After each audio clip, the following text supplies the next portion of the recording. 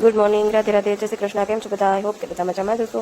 તો વહેલી સવારે રૂટીન પતાવીને મેં મારું કામ પતાવ્યું, હિરેનનું ટિફિન બનાવવાનું, પછી થોડું બીજું કામ કર્યું ને અમે લોકો રેડી થઈ ગયા નીચે જવા માટે.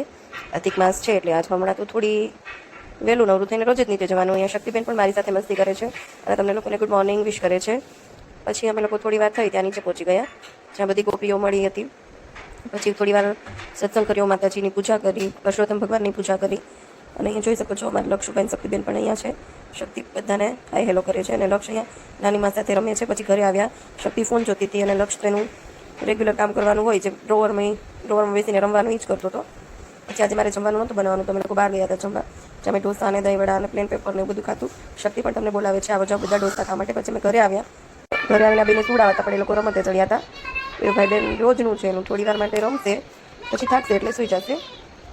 તો થોડી વાર માટે તો એની રમત એમ જ ચાલુ હતી, તો પછી હું પણ એમને રમવા દીધા. ચાલો મળીએ નવા બ્લોગ સાથે. જય શ્રી કૃષ્ણ, રાધે રાધે.